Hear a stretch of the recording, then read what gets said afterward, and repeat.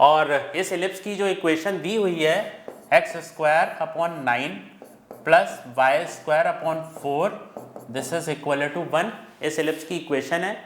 और P और Q कोई एक हमारे पास पॉइंट है। तो बच्चों हम लोगों ने लास्ट वीडियो में अपने कुछ जेईई एडवांस 2024 मैथ्स पेपर 1 के कुछ क्वेश्चंस डिस्कस किए थे।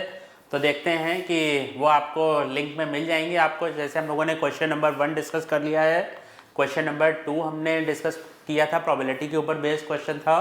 नेक्स्ट क्वेश्चन ट्रिगो के ऊपर क्वेश्चन बेस्ड था। एंड इसके बाद देखते हैं अब हम लोग नेक्स्ट क्वेश्चन क्या है हमारे पास। क्वेश्चन अब जो बेस्ड है वो एलिप्स का क्वेश्चन है, मतलब कोऑर्डिनेट का क्वेश्चन है।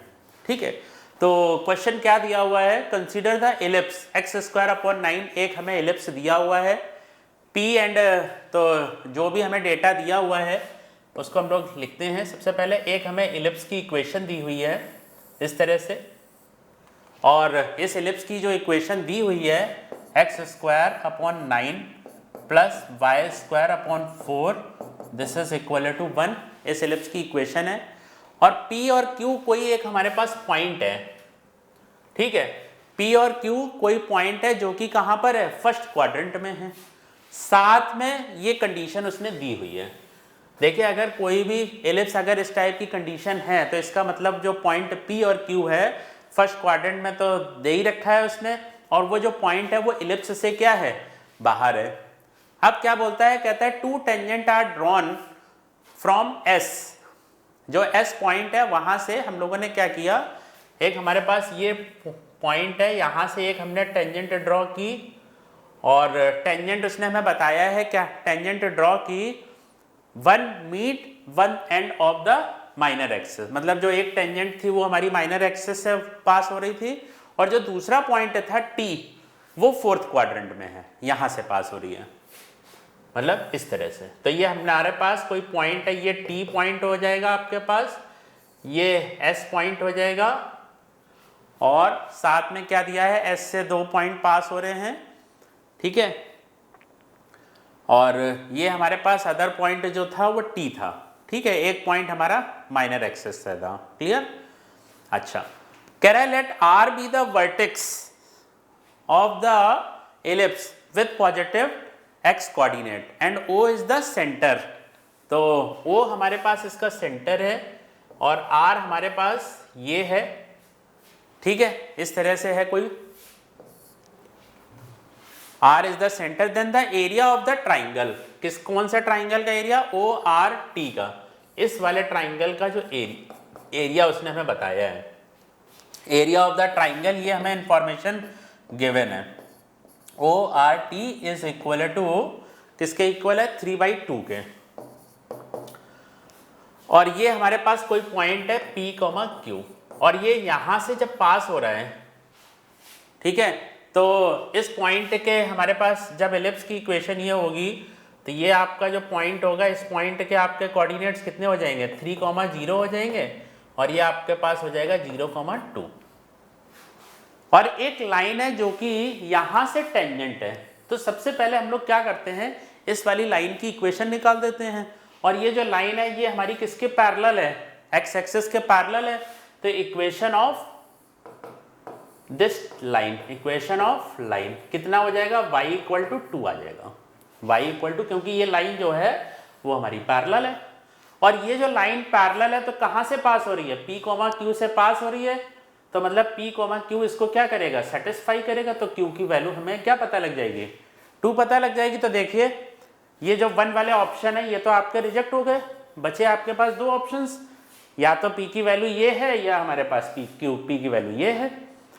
अब इसके बाद अगर हम बात करते हैं यहां पर, ये एक हमारे पास पॉइंट है, तो Q की वैल्यू हमको पता लग गई 2 है।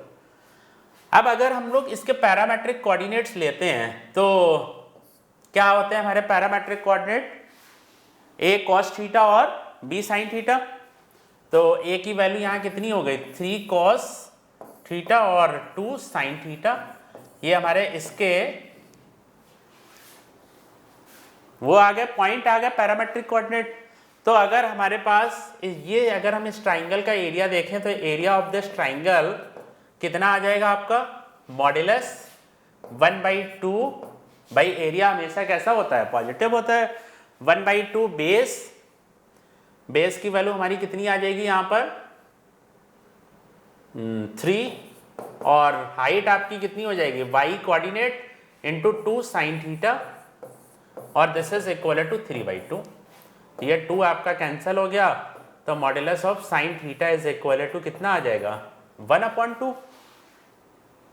तो अब जो थीटा है ये जो हमारे पास पॉइंट ये जो एंगल है अगर हम इसकी बात करें तो यहाँ पे ये थीटा की जो वैल्यू आएगी किस क्वाड्रेंट में आपकी, फोर्थ क्वाड्रेंट में।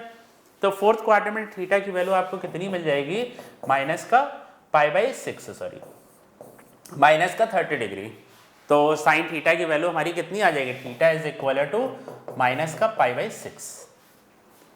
अच्छा अब अगर हम इसकी बात करते हैं, अगर हमें थीटा की वैल्यू इतनी पता लगती है तो हम लोग इस पॉइंट के टी पॉइंट के कोऑर्डिनेट फाइंड आउट कर लेते हैं। तो टी पॉइंट के हमारे पास cos 30 इसकी वैल्यू कितनी हो जाएगी, माइनस साइन आपका है तो ये आपका आ जाएगा 3√3/2। ये इस पॉइंट के कोऑर्डिनेट हो गए और यहाँ पे आपका क्या आ जाएगा माइनस का साइन 30 डिग्री -1/2 तो माइनस का 1 आ जाएगा। ये हमारे इस टी पॉइंट के क्या आ गए, कोऑर्डिनेट्स आ गए। अब आप लोग क्या करेंगे, इस लाइन की इक्वेशन फाइंड आउट कर लीजिए। तो हमारी इस लाइन की इक्वेशन क्या हो जाएगी, इक्वेशन x(x1) ये हमारे पास एलिप्स का फार्मूला होता है टेंजेंट का, equation x(x1) plus y(y1) upon 4 is equal to 1। तो ये पॉइंट इक्वेशन ऑफ टेंजेंट आपकी कितनी आ जाएगी, x/9 into 3√3/2 minus y/4 this is equal to 1। तो x 3√3 ये आपका कैंसिल हो जाएगा x 3 आ जाएगा, नीचे 6 आ जाएगा, माइनस का y/4 this is equal to 1। और ये वाली जो लाइन है वो कहाँ से पास हो रही है, p, q से पास हो रही है। तो वैल्यू हमारी आ जाएगी p√3/6 माइनस, और इसकी वैल्यू q की वैल्यू हमने कितनी निकाल रखी है, q की वैल्यू हमारे पास 2 है, so -1/2 this is equal to 1। So value हमारे पास क्या आ गई, p√3/6 is equal to 1 + 1/2 this is equal to 3/2। तो ये आपका कैंसिल हो जाएगा, यहाँ पर आ जाएगा 3 और ये √3 आ जाएगा। तो p की वैल्यू कितनी आ जाएगी 3√3 और q की वैल्यू हमारे पास कितनी आ रही थी 2 आ रही थी। तो देखिए कैसा क्वेश्चन था, इसका जो हमारा q की वैल्यू 2 है और एक ऑप्शन ये है, तो इसका बेटा फर्स्ट ऑप्शन इसका बेटा करेक्ट था। तो बहुत ही इजी क्वेश्चन था। और अगर हम बात करें तो पैरामेट्रिक कोऑर्डिनेट यूज़ किया गया, जस्ट टेंजेंट का फार्मूला यूज़ किया गया। ठीक है बच्चों, थैंक यू।